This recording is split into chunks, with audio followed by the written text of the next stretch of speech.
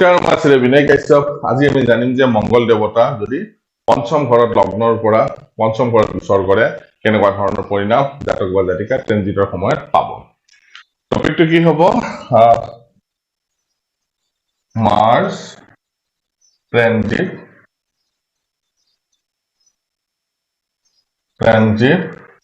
In 5th house.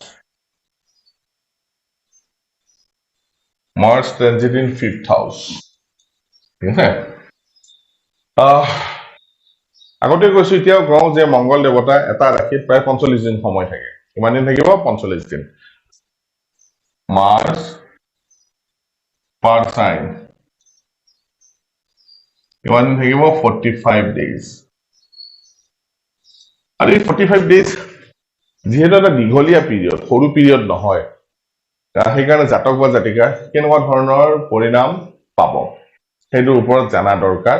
কাৰণ কিয়, এদিন দুদিন হলে বেলেগ কথা, যেনেকে চন্দ্ৰ ট্ৰেনজিট 2.5 দিনত গুচি যায়, 2.5 দিন যেনেকে পাৰ কৰিব পাৰি, কিন্তু 45 দিন সময় কটোৱা এটা খুব ডাঙৰ বিষয় হয়। সেইটো কাৰণে 45 দিনত কেনেকুৱা ধৰণৰ প্ৰভাৱ পাব সেইটোৰ ওপৰত জানিম। চব প্ৰথমতে আমি কি জানিব লাগিব যে মংগল দেৱতাৰ জন্মকুণ্ডলীখনৰ লগ্নৰ কেনেকুৱা গ্ৰহ, শুভ ফলদায়ী গ্ৰহ নে অশুভ ফলদায়ী গ্ৰহ, সেইটোহে তাৰপিছত আমি ট্ৰেনজিটত চাম যে মংগল দেৱতা লগ্নৰ বা কোনটো ভাৱত ট্ৰেনজিট কৰিলে কেনেকুৱা ৰিজাল্ট দিব। চাওক, সাধাৰণতে মংগল দেৱতা যদি 1, 5, 9, 4, 10 এনেকুৱা ভাৱৰ অধিপতি হয়, তেনেহলে মংগল দেৱতা সাধাৰণতে শুভ ফলদায়ী গ্ৰহ হয়। আৰু যদি শুভ ভাৱত উচ্চ হয়,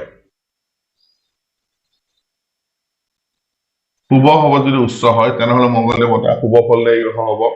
আৰু যদি শুভ গ্ৰহৰ লগত শুভ ভাৱত জুতি বান্ধে, উইথ গুড প্লেনেট,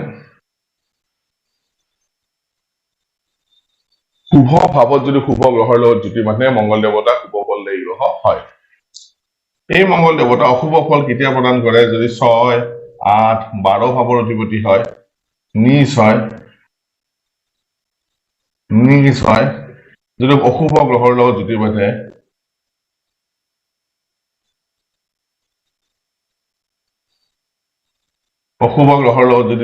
বান্ধে, তেনেহলে মংগল দেৱতা কুণ্ডলীখনৰ কাৰণে নিগেটিভ ফল দিয়া গ্ৰহ হয়।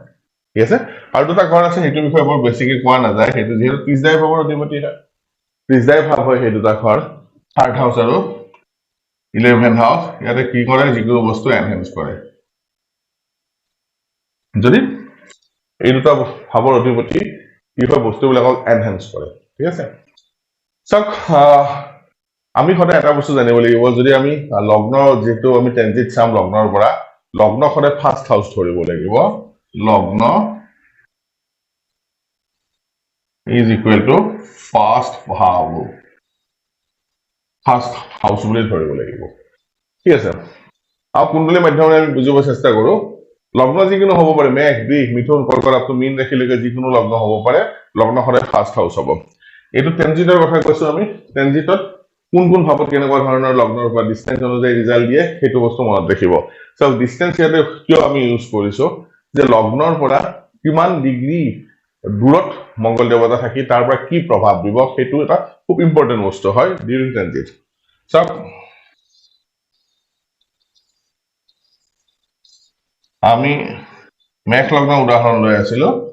লগ্ন আপোনালোকে যিকোনো ল'ব পাৰে। মেঘ লগ্নৰ পৰা যদি 5th হাউচত মংগল থাকে, 5th হাউচত যদি মংগল থাকে, এনেকুৱা ধৰণৰ পৰিণাম জাতক বা জাতিকাই পাব। ঠিক আছে? যদি মংগল দেৱতা শুভ ফলদায়ী গ্ৰহ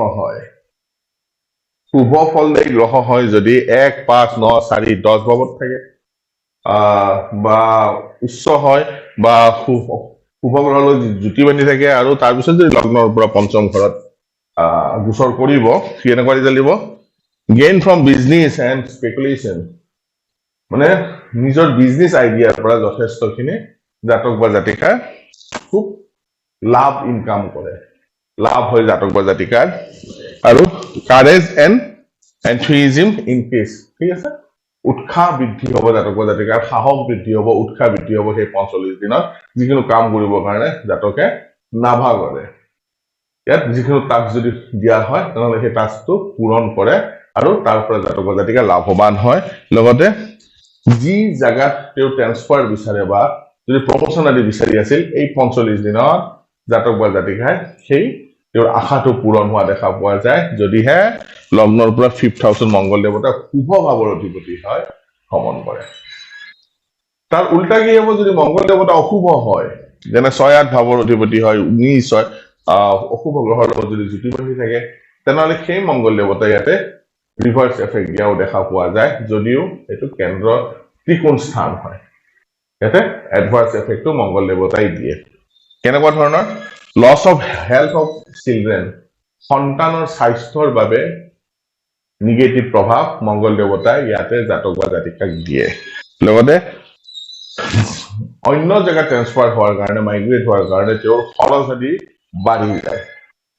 খৰচৰ পৰিমাণ বাঢ়ে আৰু নিজৰ স্পাউচৰ হাজবেণ্ড হলে ৱাইফ ৱাইফ হলে হাজবেণ্ডৰ কি হয় শৰীৰ ঠিক নাথাকে হেল্থৰ প্ৰব্লেম আহে স্বাস্থ্য প্ৰব্লেম আহে আৰু লগতে ফেইলাৰ ইন টাস্ক যিকোনো কাম যদি কৰে তাত ফেইলাৰ হোৱা সম্ভাৱনা থাকে বা এক্সামিনেশ্যন যিহেতু 5th হাউসটো এডুকেশ্যনৰ ঘৰ হয় পৰীক্ষা পাতিত জাতক বা জাতিকা ইয়াতে আশা কৰা ৰিজাল্ট নাপায় ফেইল হোৱা দেখা পোৱা যায় এই 45 দিন যদি নিগেটিভ হয় মংগল দেৱতা 5th হাউসত ভ্ৰমণ কৰি থাকে আৰু যিবিলাক তেওঁতকে ডাঙৰ ব্যক্তি আছে অফিচতে হওক বা ঘৰতে হওক তেওঁলোকৰ লগত মতৰ অমিল ঘটিব মত বিৰোধ হ'ব জাতক বা জাতিকাৰ অকল যে 5th হাউস ত্ৰিকোণ ভাৱ হোৱাৰ কাৰণে ভাল ৰিজাল্ট দিব তেনেকুৱা নহয় মংগল দেৱতাৰ কাৰকত্বৰ ওপৰত ডিপেণ্ড কৰি ট্ৰেনজিটত আমি ৰিজাল্টবিলাক চাওঁ ঠিক আছে আৰু এই 3rd হাউস আৰু 11th হাউসৰ কথা আমি কৈছে এনহেন্স হয় এনহেন্স কৰে তাৰ বাহিৰ ভাৱৰ অধিপতি যদি থাকে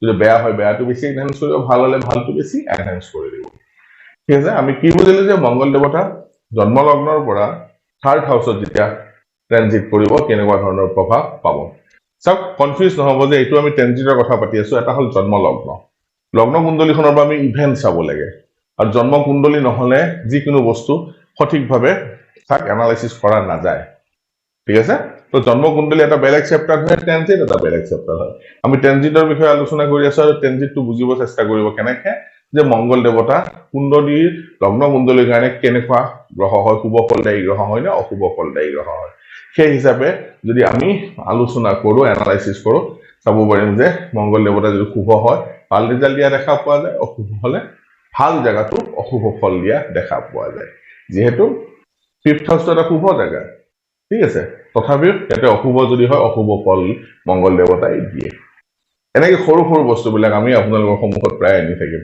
আশা কৰো এই সৰু সৰু ভিডিঅ'বিলাক অলপ হলেও ইনফৰমেটিভ হ'ব এষ্ট্ৰলজি বুজাত সহায় কৰিব যদি মোৰ ভিডিঅ' চাই ভাল লাগে তেনেহলে ইয়াক লাইক কৰিব শ্বেয়াৰ কৰিব আৰু সাবস্ক্ৰাইব কৰিব নাপাহৰিব ধন্যবাদ